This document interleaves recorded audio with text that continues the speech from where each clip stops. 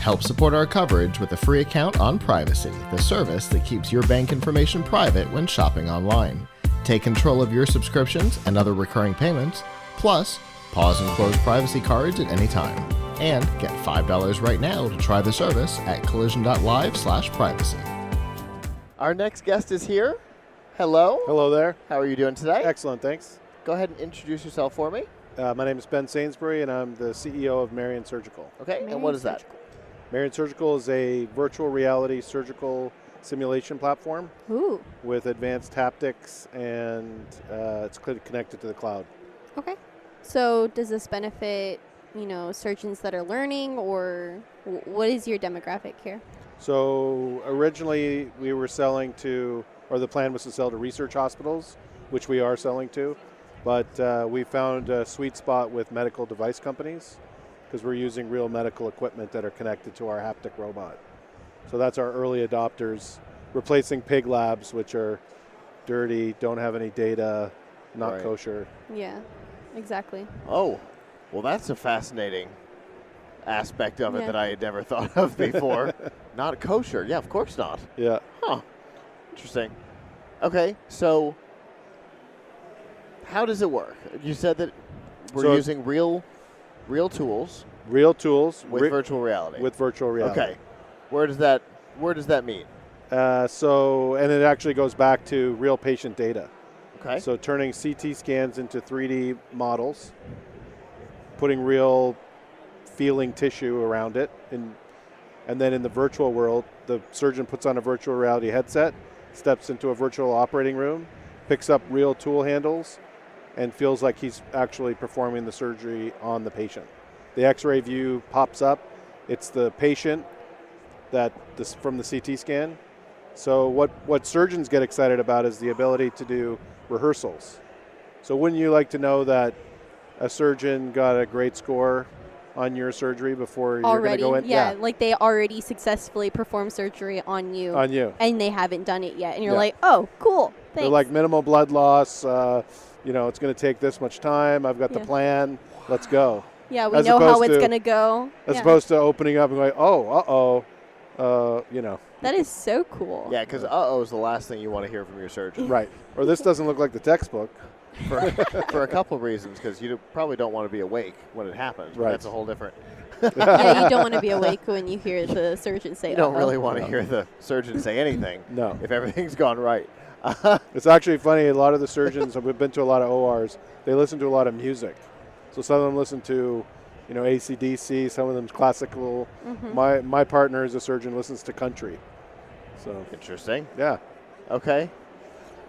There's like a cool playlist of surgery, that fast, upbeat when it's things are going well, and then sort of, other kind of soundtracks when things aren't going so well. I mean, you want your surgeon to be relatively relaxed and, in that peace of mind when they're performing a surgery. So it completely makes sense that they would play music. Yeah. Yeah. Huh. I mean, I'd want my surgeon to be happy.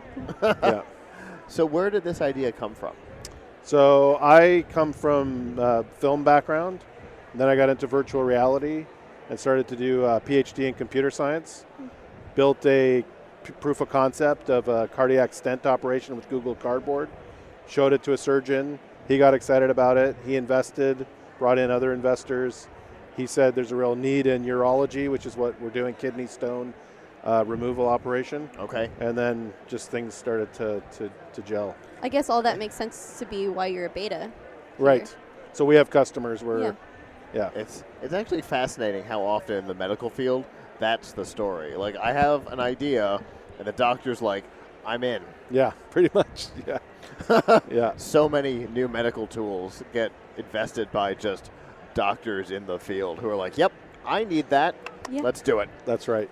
And then the unique thing about the surgery we're doing right now involves a C-arm, which is like an X-ray, and it actually causes radiation, Okay. So for the surgeons, you don't want to be doing surgery all week getting zapped, and then on the weekend training, you're getting zapped again because it's just increasing your radiation all of the radiation dose. Yeah. So this is something that's like an alternative to that.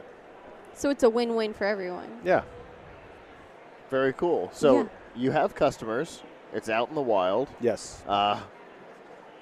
What is it you're looking for out of Collision this week? So I think with Collision, it was about meeting other investors for the next stage of growth. Sure. And we're moving into other operations. So we were in urology, and now we're also going to be doing cardiac procedures. So the next procedure is vein harvesting, where you actually chop a vein in your arm to use for cardiac surgery. Else, yeah. So we were just hoping there'd be folks here that might have connections into other medical device companies and that kind of thing. Did you guys present yesterday, or are you guys here today? So our booth is, we've been here all week. Oh, okay. Well, all week, Tuesday, Wednesday. Wednesday. Beta. Tuesday and Wednesday? Tuesday, Wednesday, and then Thursday? And Thursday. Okay. Yeah. Cool. So come if you want to kill a patient. You can come over and try, make a puncture. Oh, you guys have like actual demos set up? Yeah. That's exciting. I want to try. Yeah, there you go. Okay. I'm in. Are we able to take a scan and bring it with us? Sorry. So what kind of scans are you able to use to generate? Currently CT scans. Okay. So we're now finding, because we've got this niche of putting complex cases into we want to be sort of like a flight simulator where it simulates a snowstorm happens. Or in our case, you've punctured the kidney too much, the contrast dies everywhere, and now it's just a mess, but you can't just say, I'm going to bail on the patient. Yeah, I'm just going to walk away. So what do you do? Yeah. Reset. That's it. Yeah. So we're trying to, make the surgeon to be learn those kind of what if scenarios. And so we're getting a lot of surgeons that are sending us these complex cases. Like for instance, the patient has spina bifida, can't put them in the right position to make that puncture. So you got to think about how else you're going to do it. So those are the kinds of, which makes it an interesting learning tool, and it makes it continually evolving. The more cases we get, the more tribal knowledge we get. So it's really a data collection system. I mean, I love it. It's a great idea. Thanks. Yeah. As somebody who biology conversations even make me uncomfortable. I make my I make my personal trainer not even talk about muscle groups. It's just not me. Right. Even we're the exact opposite. I know. High school biology was rough. Not your thing. You just skipped the day that dissections were? No, I actually happened to have a teacher who had a virtual dissection. Oh, nice. Everything's platform. going virtual. Not Was it a frog? Not this. Yeah, it was a frog. Okay, cool. Mine was a obviously pig. not this. No, thank you. Mine was a pig. But it was probably made in. I mean, this was the 90s. It was probably made in HyperCard or something. Sure. But there's a thing that most people listening probably have never heard of. But it gave me the ability to interact in a way that wasn't going to annoy me. Yeah, or kill a frog. Yeah, I'm not all that worried about that so much. Yeah, that's not my issue. A lot of people are. Yeah, I understand that's where the software probably comes from. Sure.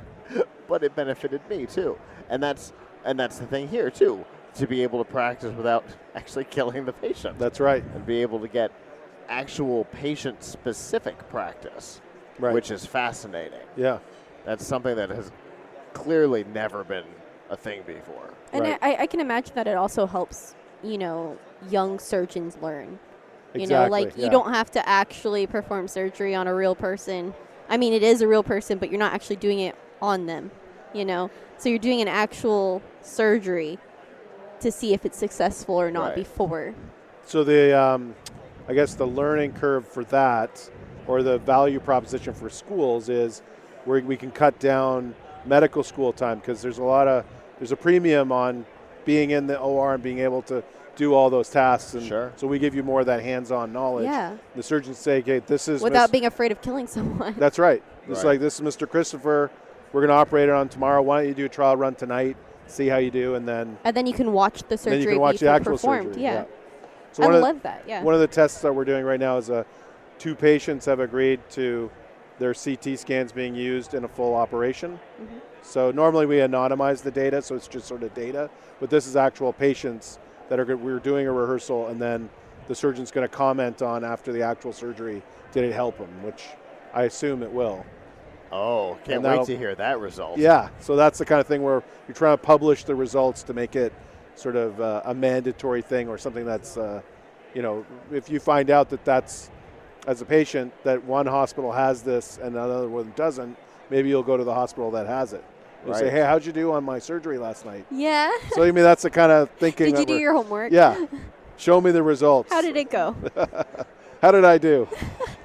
Yeah. Did I make it? Hopefully the answer is yes, or maybe I'm walking out. Yeah. Well, we killed you in the simulator, so. Especially those really hard surgeries but that are very difficult to perform. Exactly. But you know what? I think we figured it out. We killed you last night, but I think we've figured out the bug since then. No, thank you. No, thank you. That's funny.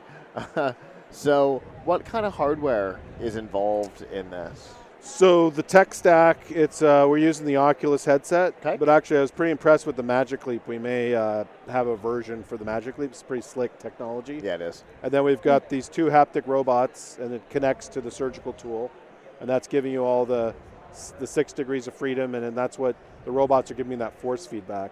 But then the robots actually record all your movements. So you don't see this big robotic structure, you just see the tool set. Sure. And then we're using Unity game engine for the VR. Hey. And then the sub layer for the soft tissue interaction is another software that talks to Unity. Okay. And the robot. So it's sort of that's the full stack. Okay. Fascinating.